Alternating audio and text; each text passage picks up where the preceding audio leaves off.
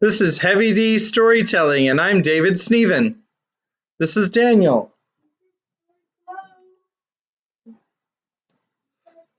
Here's Kimmy. She's coming. I'm fixing to tell Becca.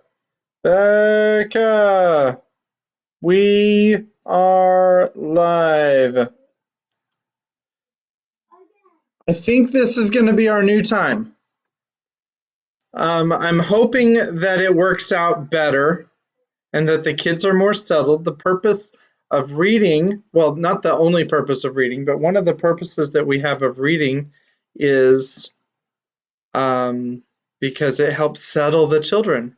And when they're not settled, then we just defeated part of the purpose of this activity. I mean, otherwise we could read anytime. If it was just a story time, then we could read anytime. We could read. Oh, look! Hi, Granny Bear! Everybody said hi, Granny Bear. Yay, Granny Bear's here! So, since Granny Bear wasn't here earlier, I'll just fill her in. We were trying to read and we had a lot of disruptions, and we got about halfway through the first chapter, and I just decided to call it quits for the evening. And so we are on take two. That's why this is titled Take Two. Granny Bear, you can make a comment if you want to say hi to the kids.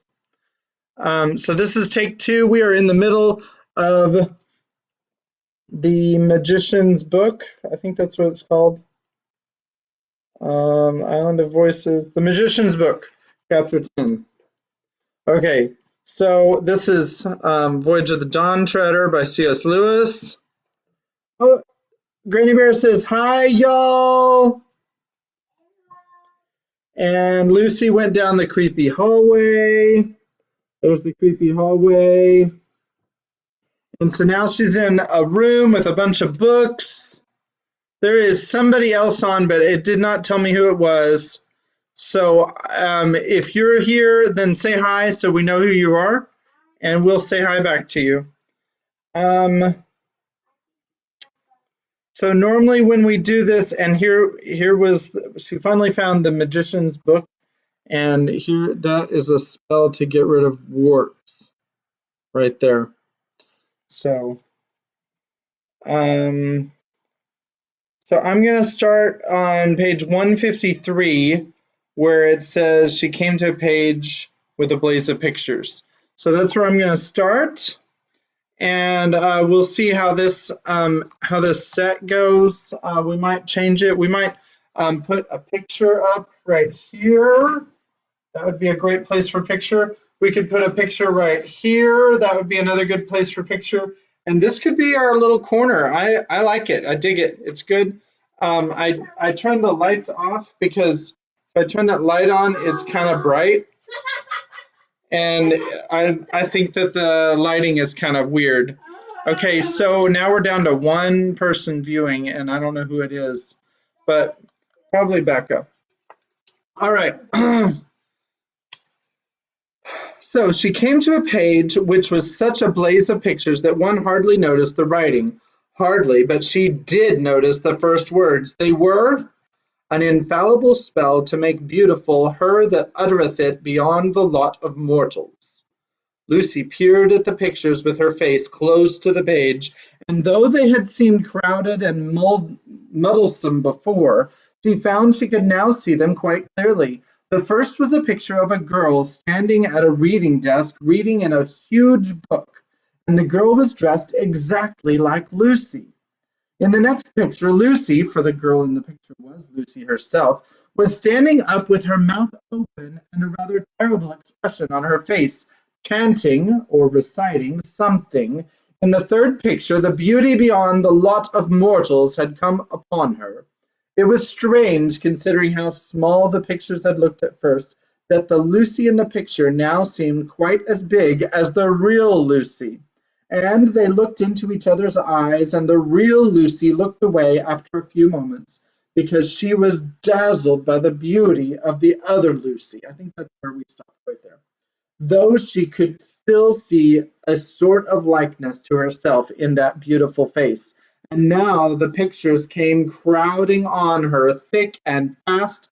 She saw herself throned on high at a great tournament in Kellerman, and all the kings of the world fought because of her beauty. After that it turned from tournaments to real wars, and all Narnia and Archenland and Telmar and Kellerman, Galma and Terabithia were laid waste with the fury of the kings and dukes and the great lords who fought for her favor. Then it changed, and Lucy, still beautiful beyond the lot of mortals, was back in England, and Susan, who had always been the beauty of the family, came home from America. The Susan in the picture looked exactly like the real Susan, only plainer and with a nasty expression. And Susan was jealous of the dazzling beauty of Lucy, but that didn't matter a bit because no one cared anything about Susan now. "I will say the spell," said Lucy. "I don't care. I will." She said "I don't care" because she had a strong feeling that she mustn't. But when she looked back at the opening words of the spell, there in the middle of the writing, where she felt quite sure there had been no picture before, she found the great face of a lion. "Hi, Mom!" I see Mom's here.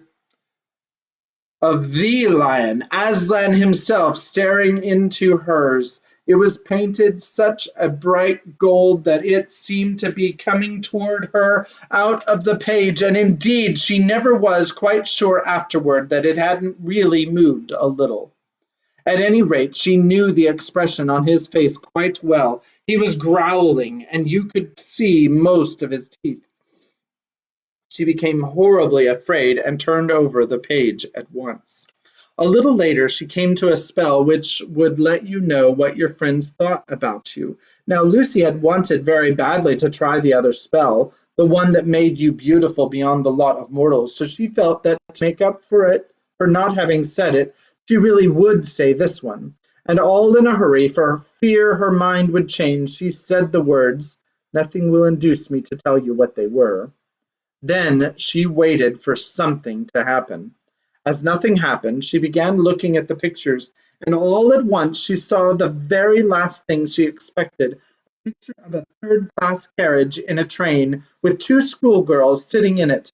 She knew them at once. They were Marjorie Preston and Anne Featherstone, only now it was much more than a picture. It was alive. She could see the telegraph posts flicking past outside the window. Then gradually, like when the radio is coming on, she could hear what they were saying. "Shall I see anything of you this term?" said Anne. "Or are you still going to be all taken up with Lucy Pevensey?" "Don't know what you mean by taken up," said Marjorie. "Oh, yes, you do," said Anne. "You were crazy about her last term." "No, I wasn't," said Marjorie. "I got more sense than that. Not a bad little kid in her way, but I was getting pretty tired of her before the end of the term." "Well, you jolly well won't have the chance any other terms," shouted Lucy, "two-faced little beast," by the sound of her own voice at once reminding her that she was talking to a picture, and that the real Marjorie was far away in another world. "Well," said Lucy to herself, "I did think better of her than that, and I did all sorts of things for her last term, and I stuck to her when not many other girls would, and she knows it too. And to Anne Featherstone of all people, I wonder, are all my friends the same? There are lots of other pictures. No, I won't look at any more. I won't. And with a great effort she turned over the page, but not before a large angry tear splashed on it. On the next page she came to a spell for the refreshment of spirit. The pictures were fewer here, but very beautiful, and what Lucy found herself reading was more like a story than a spell. It went on for 3 pages, and before she had read to the bottom of the page, she had forgotten that she was reading at all. She was living in the story as if it were real, and all the pictures were real too. When she had got to the 3rd page and come to the end, she said, "That is the loveliest story I've ever read or ever shall read in my whole life. Oh, I wish I could have gone on reading it for 10 years. At least I'll read it over again." But here part of the magic of the book came into play. You couldn't turn back. The right-hand pages, the ones ahead, could be turned, the left-hand pages could not. "Oh, what a shame," said Lucy. "I did so want to read it again. Well, at least I must remember it. Let's see, it was about, oh dear, it's all fading away again. And even this last page is going blank. This is a very queer book. How can I have forgotten?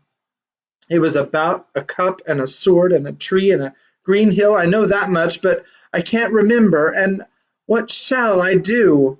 And she never could remember. And ever since that day, what Lucy means by a good story is a story which reminds her of the forgotten story in the magician's book. She turned on and found to her surprise a page with no pictures at all, but the first words were "a spell to make hidden things visible." She read it through to make sure of all the hard words, and then she said it out loud, and she knew at once that it was working because as she spoke, the colors came into the capital letters at the top of the page, and the pictures began appearing in the margins. It was like when you hold to the fire something written in invisible ink, and the writing gradually shows up, only instead of the dingy color of lemon juice, which is the easiest invisible ink, this was all gold and blue and scarlet. They were odd pictures and contained many figures that Lucy did not much like the look of.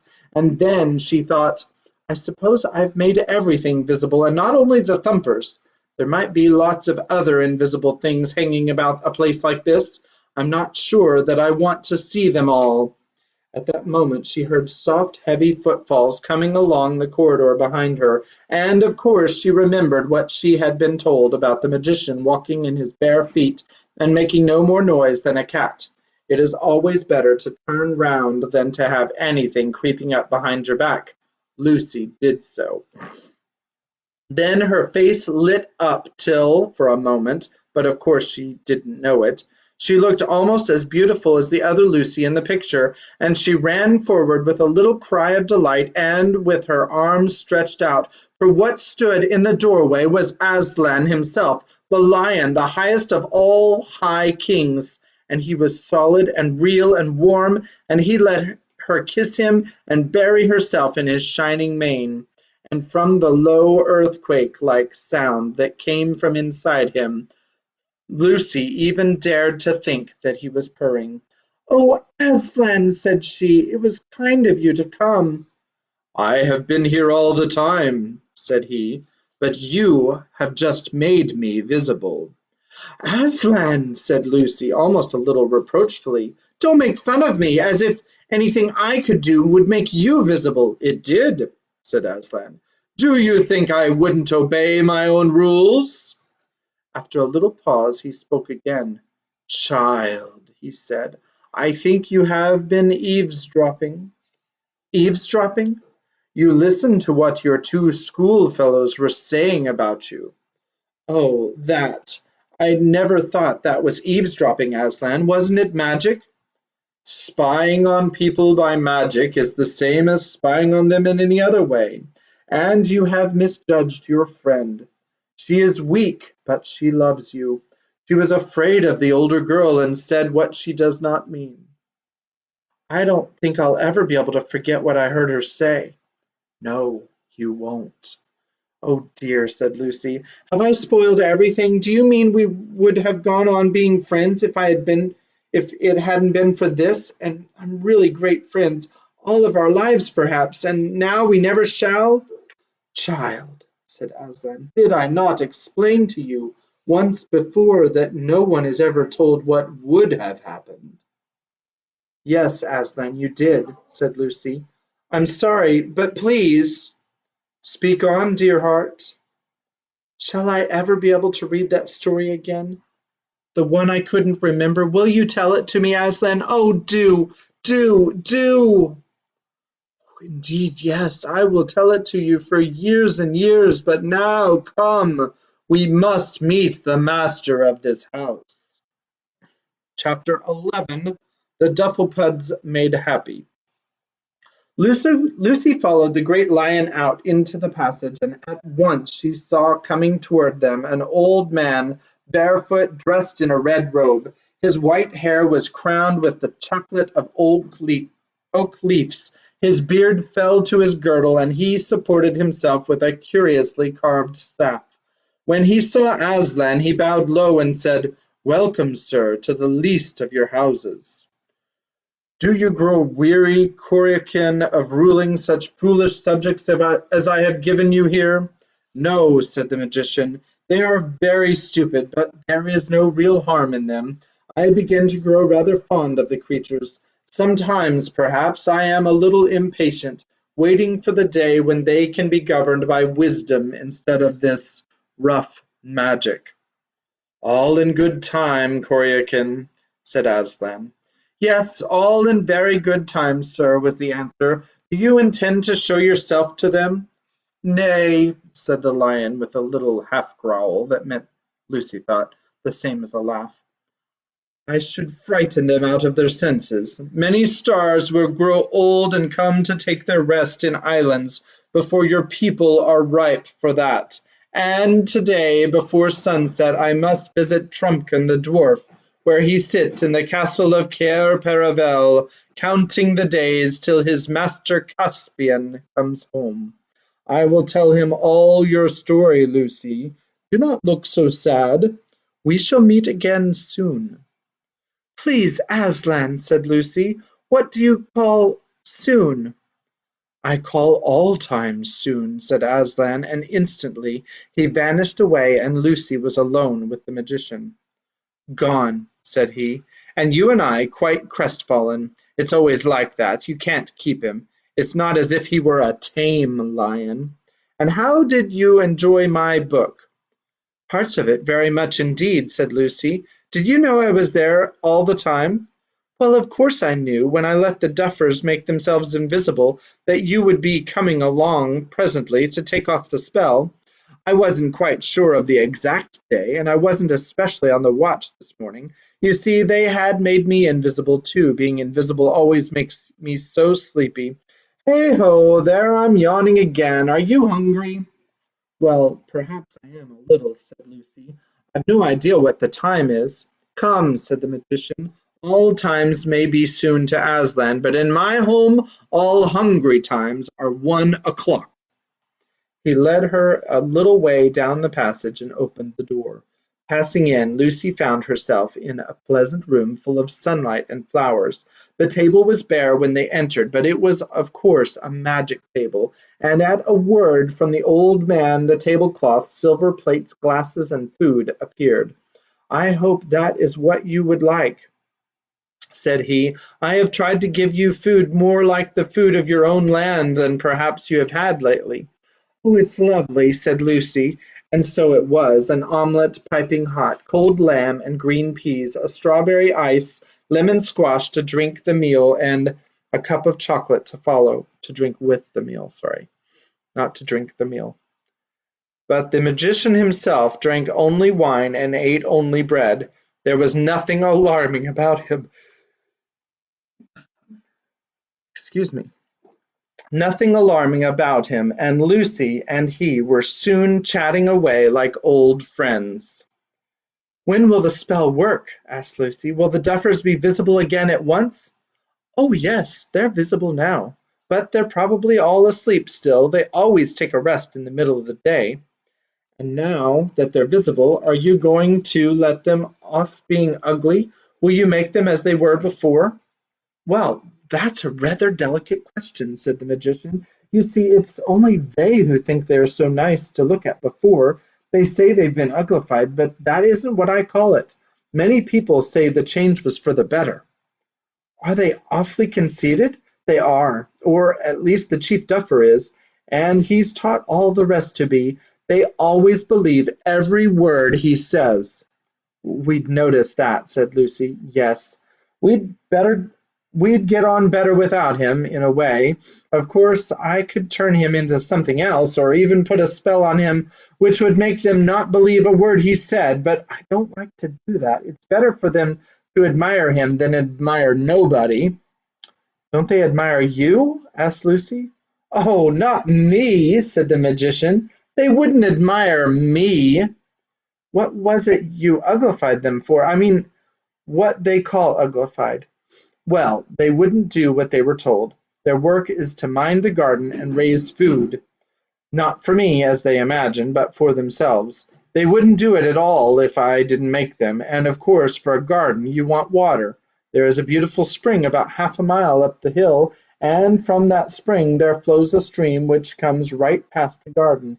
All I asked them to do was to take their water from the stream instead of trudging it up to the spring with their buckets, 2 or 3 times a day, and tiring themselves out, besides spilling half of it on their way back. But they wouldn't see it. In the end, they refused point blank. "Are they as stupid as all that?" asked Lucy. The magician sighed. "You wouldn't believe the troubles I've had with them. A few months ago they were all for washing up the plates and knives before dinner. They said it saved them time afterward. I caught them planting boiled potatoes to save cooking them when they were dug up. One day the cat got into the dairy, and 20 of them were at work moving all the milk out. No one thought of moving the cat. But I see you've finished. Let's go and look at the duffers now that they can be looked at." They went into another room which was full of polished instruments hard to understand, such as astrolabes, oraries, chronoscopes, posimeters, choriambuses, and theodolins. And here, when they had come to the window, the magician said, there are your duffers." "I don't see anybody," said Lucy. "And what are those mushroom things?" The things she pointed at were dotted all over the level grass. They were certainly very like mushrooms, but far too big, the stalks about 3 feet high, and the umbrellas about the same length from edge to edge. When she looked carefully, she noticed, too, that the stalks joined the umbrellas, not in the middle, but at one side, which gave an unbalanced look to them. And there was something, a sort of little bundle, lying on the grass at the foot of each stalk. In fact, the longer she gazed at them, the less like mushrooms they appeared. The umbrella part was not really round as she had thought at first. It was longer than it was broad, and it widened at one end. There were a great many of them, 50 or more. The clock struck 3. Instantly a most extraordinary thing happened. Each of the mushrooms suddenly turned upside down. The little bundles which had lain at the bottom of the stalks were heads and bodies. The stalks themselves were legs, but not 2 legs to each body. Each body had a single leg thick right under it, not to one side like the leg of a one-legged man, and at the end of it a single enormous foot. A broad-toed foot was with the toes curling up a little so that it looked rather like a small canoe. She saw in a moment why they had looked like mushrooms. They had been lying flat on their backs, each with a single leg straight up in the air, and its enormous foot spread out above it. She learned afterward that this was their ordinary way of resting, for the foot kept off both rain and sun, and for a monopod to lie under its own foot is almost as good as being in a tent. And here is a picture of the monopods. Yay! If you're enjoying the story, go ahead and put a comment right there in the comment box. "Oh, the funnies," cried Lucy, bursting into laughter. "Did you make them like that?" "Yes, yes, I made the buffers into monopods," said the magician. He too was laughing till the tears ran down his cheeks. "But watch," he added. It was worth watching. Of course, these little one-footed men couldn't walk or run as we do. They got about by jumping like fleas or frogs. And what jumps they made! As if each big foot was a mass of springs, and with what a bounce they came down, and was what made the thumping noise which had so puzzled Lucy yesterday. For now they were jumping in all directions and calling out to one another. "Hey, lads, we're visible again! Visible we are!" said one in tasseled red cap, who was obviously the chief monopod. "And what I say is, when chaps are visible, why, they can see one another." "Ah, there it is, chief!" cried all the others. "There's the point! No one's got a clearer head than you. You couldn't have made it plainer." "She caught the old man napping, that little girl did," said the chief monopod. "We've beaten him this time." "Just what we were going to say ourselves," chimed the chorus. "You're going stronger than ever today, Chief. Keep it up, keep it up." Here's a picture of them jumping around. They were sleeping in the last picture, and now they are jumping.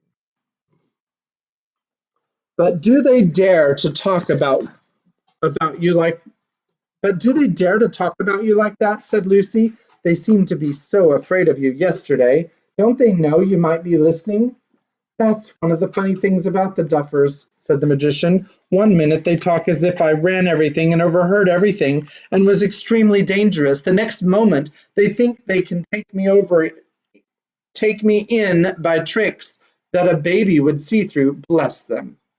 "Will they have to be turned back into their proper shapes?" asked Lucy. "Oh, I do hope it wouldn't be unkind to leave them as they are. Do they really mind very much? They seem pretty happy. I say, look at that jump. What were they like before?" "Common little dwarfs," said he. "Nothing like so nice as the sort that you have in Narnia." "It would be a pity to change them back," said Lucy. "They're so funny, but they're rather nice. Do you think it would make any difference if I told them that?" "I'm sure it would, if you could get it into their heads." "Will you come with me and try?" "No, no, you'll get on far better without me." "Thanks awfully for the lunch," said Lucy, and turned quickly. She ran down the stairs which she had come up so nervously that morning, and cannoned into Edmund at the bottom. All the others were there with him waiting, and Lucy's conscience smote her when she saw their anxious faces, and realized how long she had forgotten them. "It's all right," she shouted. "Everything's all right. The magician's a brick, and I've seen him. Aslan." After that she went from them like the wind and out into the garden. Here the earth was shaking with the jumps and the air ringing with the shouts of the monopods. Both were redoubled when they caught sight of her. Here she comes," they cried. "Three cheers for the little girl. Ah, she put it across the old gentleman properly, she did." "And we're extremely regrettable," said the chief monopod, "that we can't give you the pleasure of seeing us as we were before we were uglified, for you wouldn't believe the difference, and that's the truth, for there's no denying we're more mortal ugly now, so we won't deceive you." "Eh, that we are, Chief, that we are," echoed the others, bouncing like so many toy balloons. "You've said it, you've said it." "But I don't think you are at all," said Lucy, shouting to make herself heard. "I think you look very nice." Hear her," said the monopods. "True for you, missy, very nice we look. You couldn't find a handsomer lot." They said this without any surprise, and did not seem to notice that they had changed their minds. "She's a sayin'," remarked the chief monopod, "as how we looked very nice before we were uglified." "True for you, Chief, true for you," chanted the others. "That's what she says. We heard her ourselves." "I did not," bawled Lucy. "I said you're very nice now." So she did," said the chief monopod. "Said we were very nice then." Hear 'em both," said the monopods. "There's a pair for you, always right. They couldn't have put it better." "But we're saying just the opposite," said Lucy, stomping her feet with impatience. "So you are, to be sure, so you are," said the monopods. "Nothing like an opposite. Keep it up, both of you." "You're enough to drive anyone mad," said Lucy, and gave it up, but the monopod seemed perfectly contented, and she decided that on the whole the conversation had been a success. And before everyone went to bed that evening, something else happened which made them even more satisfied with their one-legged condition. Caspian and all the Narnians went back as soon as possible to the shore to give their news to Rince and the others on board the Dawn Treader, who were by now very anxious. And of course the monopods went with them, bouncing like footballs and agreeing with one another in loud voices, till Eustace said, "I wish the magician would make them inaudible instead of invisible." He was soon sorry he had spoken, because then he had to explain that an inaudible thing is something you can't hear, and though he took a lot of trouble, he had never felt sure that the monopods had really understood. And what especially annoyed him was that they said in the end, "Eh, he can't put things the way our chief does, but you'll learn, young man. Hark to him, he'll show you how to say things. There's a speaker for you." When they reached the bay, Reepicheep had a brilliant idea. He had his little coracle lowered and paddled himself about in it till the monopods were thoroughly interested. Then he stood up in it and said, "Worthy and intelligent monopods, you do not need boats. Each of you has a foot that will do instead. Just jump as lightly as you can on the water and see what happens." The chief monopod hung back and warned the others that they'd find the water powerful wet. But one or two of the younger ones tried it almost at once, and then a few others followed their example, and at last the whole lot did the same. It worked perfectly. The huge single foot of a monopod acted as a natural raft or a boat, and when Reepicheep had taught them how to cut rude paddles for themselves, they all paddled about the bay and round the Dawn Treader, looking for all the world like a fleet of little canoes with a fat dwarf standing up in the extreme stern of each. And they had races, and bottles of wine were lowered down to them from the ship as prizes, and the sailors soon leaned over the ship's sides and laughed till their own sides ached. The Duffers were also very pleased with their new names of monopods, which seemed to them a magnificent name, though they never got it right. "That's what we are," they bellowed. "Moneypads, hominods, pottymons, just what we are, just what it was on the tip of our tongue to call ourselves." But they soon got it mixed up with their old name of Duffers, and finally settled down to calling themselves the Dufflepods. And that is what they will probably be called for centuries.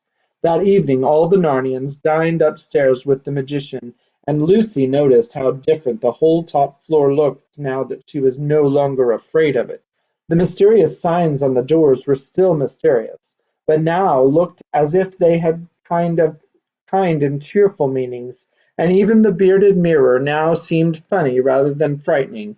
At dinner everyone had by magic what everyone liked best to eat and drink, and after dinner the magician did a very useful and beautiful piece of magic. He laid two blank sheets of parchment on the table and asked Drinian to give him an exact account of their voyage up to date. And as Drinian spoke, everything he described came out on the parchment in fine clear lines, till at last each sheet was a splendid map of the Eastern Ocean, showing Galma, Terabithia, the Seven Isles, the Lone Islands, Dragon Island, Burnt Island, Deathwater, and the land of the Duffers itself, all exactly the right sizes and in the right positions. They were the first maps ever made of those seas, and better than any that have ever been made since without magic. For on these, though the towns and mountains looked at first just as they would on an ordinary map, when the magician lent them a magnifying glass you saw that they were perfect little pictures of the real things, so that you could see the very castle and slave market and the streets in Narrow Haven, all very clear though very distant, like things seen through the wrong end of a telescope. The only drawback was that the coastline of most of the islands was incomplete, for the map showed only what Drinian had seen with his own eyes. When they were finished, the magician kept one himself and presented the other to Caspian. It still hangs in the chamber of instruments at Cair Paravel, but the magician could tell them nothing about the seas or lands further east. He did, however, tell them about 7 years before, a Narnian ship had put in at his waters, and that she had on board the lords Revilian, Argos, Mavramorn, and Roup. So they judged that the golden man they had seen laying in Deathwater must have been the Lord Restamar. Next day the magician magically mended the stern of the Dawn Treader where it had been damaged by the sea serpent, and loaded her with useful gifts. There was a most friendly parting, and when she sailed 2 hours after noon, all the Dufflepods paddled out with her to the harbour mouth, and cheered until she was out of sound of their cheering. Chapter 12 is called The Dark Island.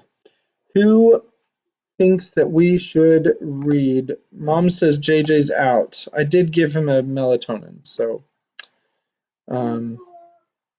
Kimmy's up. Daniel is up.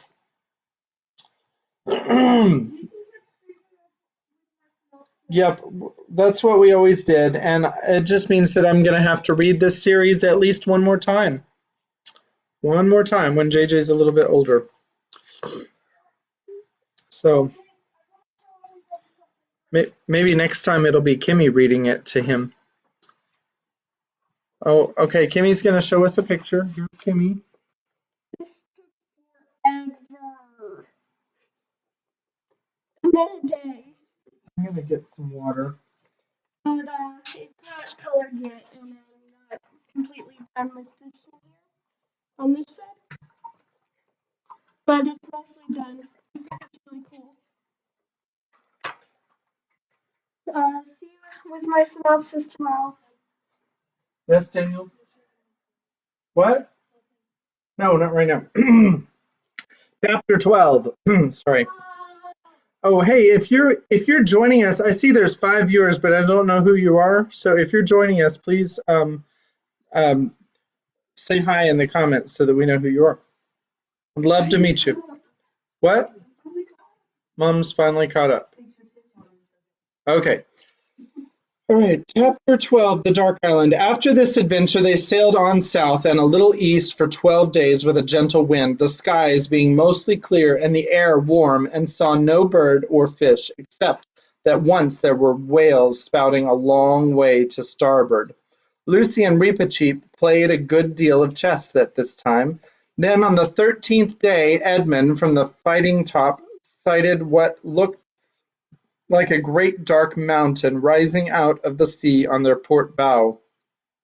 They altered course and made for this land, mostly by oar, for the wind would not serve them to sail northeast.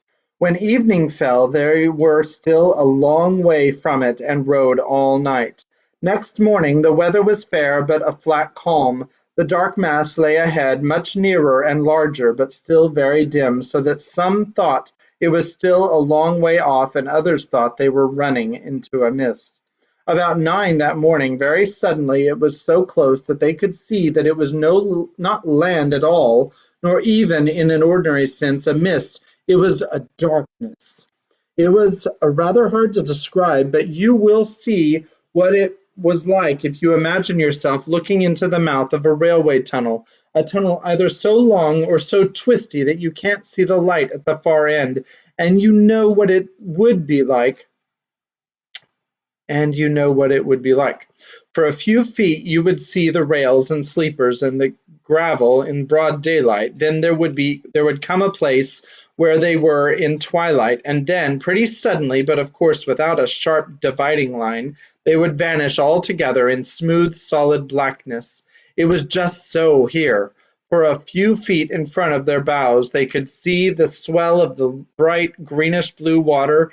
Beyond that they could see the water looking pale and gray as it would look late in the evening, but beyond that again, utter blackness, as if they had come to the edge of moonless and starless night. Caspian shouted to the boatswain to keep her back, and all except the rowers rushed forward and gazed from the bows, but there was nothing to be seen by gazing. Behind them was the sea and the sun, before them the darkness. "Do we go into this?" asked Caspian at length. Not by my advice," said Drinian. "The captain's right," said several sailors. "I almost think he is," said Edmund. Lucy and Eustace didn't speak, but they felt very glad inside at the turn things seemed to be taking. But all at once the clear voice of Reepicheep broke in upon the silence. "And why not?"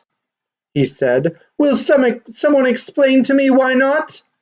No one was anxious to explain, so Reepicheep continued. If I were addressing peasants or slaves, he said, I might suppose that this suggestion proceeded from cowardice. But I hope it will never be told in Narnia that a company of noble and royal persons in the flower of their age turned tail because they were afraid of the dark. But what manner of use would it be ploughing through that blackness? Said Drinian. Use, replied Reepicheep. Use, captain? If by use you mean filling our bellies or our purses, I confess it would be no use at all. So far as I know, we did not set sail to look for things useful, but to seek honour and adventure. And here is as great an adventure as ever I have seen and heard of. And here, if we turn back, no little impeachment of all our honours. Several of the sailors said things under their breath that sounded like honour be blowed. But Caspian said, Oh, bother you, Reepicheep. I almost wish we'd left you at home. All right, if you put it that way. I suppose we shall have to go on, unless Lucy would rather not. And here is a picture of the blackness that they are entering.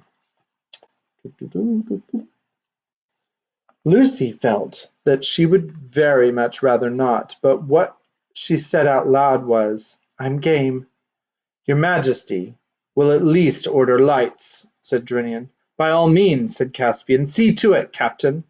So the 3 lanterns at the stern and the prow and the masthead were all lit, and Drinian ordered 2 torches amidships. Pale and feeble they looked in the sunshine. Then all the men, except some who were left below at the oars, were ordered on deck and fully armed and posted in their battle stations with swords drawn. Lucy and 2 archers were posted on the fighting top with bows bent and arrows on the string. Ranelph was in the bows with the line ready to take soundings. Reepicheep, Edmund, Eustace, and Caspian, glittering in mail, were with him. Drinian, the tiller. And now, in Aslan's name, forward, cried Caspian, a slow, steady stroke, and let every man be silent and keep his ears open for orders. With a creak and a groan, the Dawn Treader started to creep forward as the men began to row. Lucy, up in the fighting top, had a wonderful view of the exact moment at which they entered the darkness. The bows had already disappeared before the sunlight had left the stern. She saw it go. At 1 minute the gilded stern, the blue sea, and the sky were all in broad daylight. Next minute the sea and the sky had vanished. The stern lantern, which had been hardly noticeable before, was the only thing to show where the ship ended. In front of the lantern she could see the black shape of Drinian crouching at the tiller. Down below her the 2 torches made visible 2 small patches of deck, and gleamed on swords and helmets, and forward there was another island of light on the forecastle. Apart from that, the fighting top, lit by the masthead light which was only just above her, seemed to be a little lighted world of its own floating in lonely darkness, and the lights themselves, as always happens with lights when you have to have them at the wrong time of day, looked lurid and unnatural. She also noticed that she was very cold.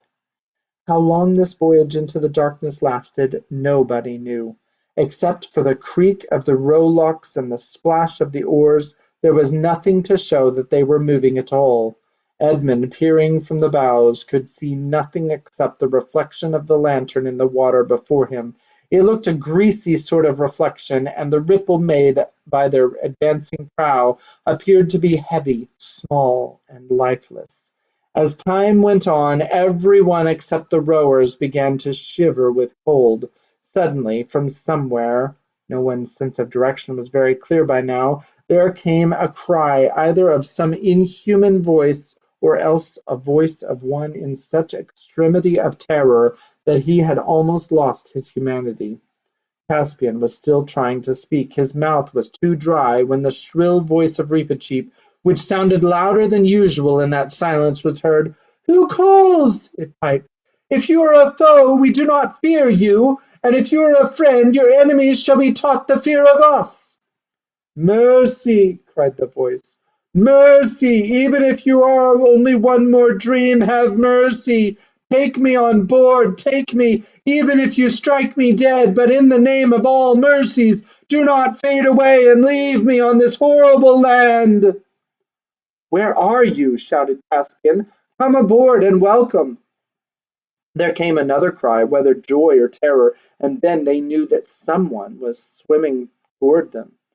"Stand by and heave him up, men," said Caspian. "Aye, aye, your majesty," said the sailors. Several crowded to the port bulwark with ropes, and one, leaning far out over the side, held the torch. A wild white face appeared in the blackness of the water, and then, after some scrambling and pulling, a dozen friendly hands had heaved the stranger on board. Edmund thought he had never seen a wilder looking man, though he did not otherwise look very old. His hair was an untidy mop of white, his face was thin and drawn, and for clothing only a few wet rags hung about him. But what one mainly noticed were his eyes, which were so widely opened that he seemed to have no eyelids at all, and stared as if in agony of pure fear. The moment his feet reached the deck, he said, "Fly! Fly! About with your ship, and fly! Row, row, row for your lives away from this accursed shore!" "Compose yourself," said Rita, "and tell us what the danger is. We are not used to flying." The stranger started horribly at the voice of the mouse, which he had not noticed before. "Nevertheless, you will fly from here," he gasped. "This is the island where dreams come true." "That's the island I've been looking for this long time," said one of the sailors. "I reckon I'd find it I was married to Nancy if we landed here." "And I'd find Tom alive again," said another. "Fools!" said the man, stamping his foot with rage. "That is the sort of talk that brought me here, and I'd better have drowned or never been born. Do you hear what I say? This is where dreams, you understand, come to life, come real, not daydreams, dreams." There was about half a minute's silence, and then, with a great clatter of armor, the whole crew were tumbling down the main hatch as quick as they could, and flinging themselves onto the oars to row as they had never rowed before, and Drinian was swinging round the tiller, and the boatswain was giving out the quickest stroke that had ever been heard at sea. For it had taken everyone just that half-minute to remember certain dreams they had had, dreams that made you afraid of going to sleep again, and to realize what it would mean to land on a country where dreams come true. Only Reepicheep remained unmoved. Your Majesty," he said, "are you going to tolerate this mutiny, this poltroonery? This is a panic, this is a rout." "Row, row," bellowed Caspian. "Pull for all our lives. Is her head right, Drinian? You can say what you like, Reepicheep. There are some things no man can face." "It is then my good fortune not to be a man," replied Reepicheep with a very stiff bow. Lucy, from up aloft, had heard it all. In an instant that one of her own dreams, which she had tried hardest to forget, came back to her as vividly as if she had only just woken from it. So that was what was behind them, on the island, in the darkness. For a second she wanted to go down the deck and be with Edmund and Caspian, but what was the use? If dreams began coming true, Edmund and Caspian themselves might turn into something horrible just as she'd reached them. She gripped the rail of the fighting top and tried to steady herself. They were rowing back to the light as hard as they could. It would be all right in a few seconds, but oh, if only they could be all right now. Though the rowing made a good deal of noise, it did not quite conceal the total silence which surrounded the ship.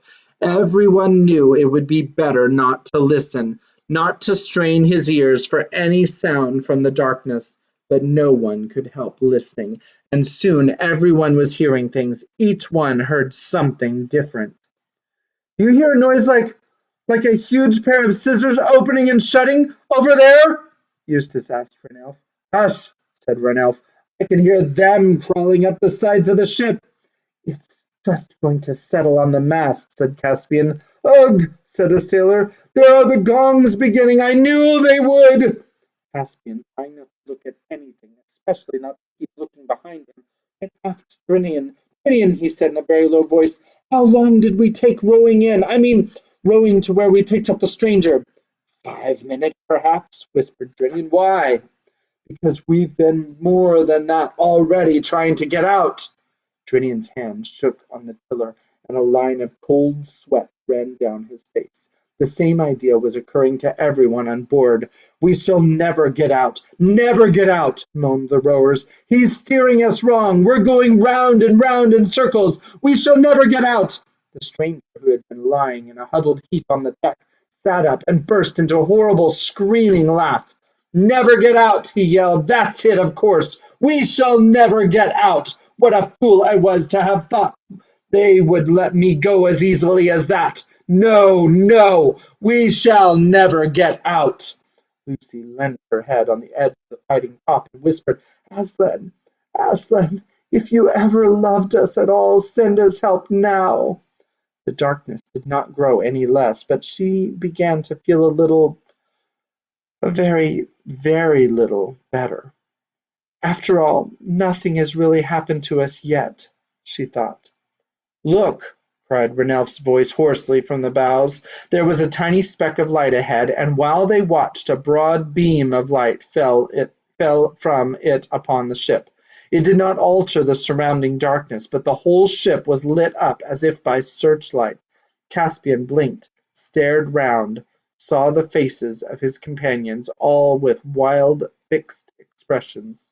Everyone was staring in the same direction. Behind everyone lay his black, sharply edged shadow. Lucy looked along the beam and presently saw something in it. At first it looked like a cross, then it looked like an aeroplane, then it looked like a kite, and at last, with a whirring of wings, it was right overhead, and it was an albatross. It circled 3 times round the mast, and then, perched for an instant on the crest of the gilded dragon at the prow, it called out in a strong, sweet voice what seemed to be the words, though no one understood them. After that it spread its wings, rose, and began to fly slowly ahead, bearing a little to starboard. Drinian steered after it, not doubting that it offered good guidance, but no one except Lucy knew that as it circled the mast it had whispered to her, "Courage, dear heart!" And the voice she felt sure was Aslan's, and with the voice a delicious smell breathed in her face. In a few moments the darkness turned into a greyness ahead, and then, almost before they dared to begin hoping, they had shot out into the sunlight and were in the warm blue world again, and all at once everybody realized that there was nothing to be afraid of and never had been. They blinked their eyes and looked about them. The brightness of the ship herself astonished them. They had half expected to find that the darkness would cling to the white and the green and the gold in the form of some grime or scum, and then first one and then another began laughing. "I reckon we've made pretty good fools of ourselves," said Ranelph. Lucy lost no time in coming down to the deck, where she found the others all gathered round the newcomer. For a long time he was too happy to speak, and could only gaze at the sea and the sun and feel the bulwarks and the ropes, as if to make sure he was really awake, while tears rolled down his cheeks. "Thank you," he said at last. "You have saved me from— but I won't talk of that. And now let me tell you who you are. Let me know who you are. I am a Telemarine of Narnia, and when I was worth anything men called me the Lord Roop. And I, said Caspian, am Caspian, king of Narnia, and I sailed to find you and your companions, who were my father's friends." Lord Roop fell on his knees and kissed the king's hand. "Sire," he said, "you are the man in all the world I most wish to see. Grant me a boon." "What is it?" asked Caspian. "Never to bring me back there," he said. He pointed astern. They all looked, but they saw only bright blue sea and bright blue sky. The dark island and the darkness had vanished forever. "Why," cried Lord Roop, "you have destroyed it!" "I don't think it was us," said Lucy.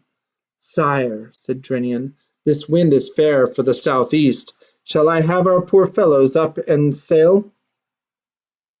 And after that, every man who can be spared to his hammock.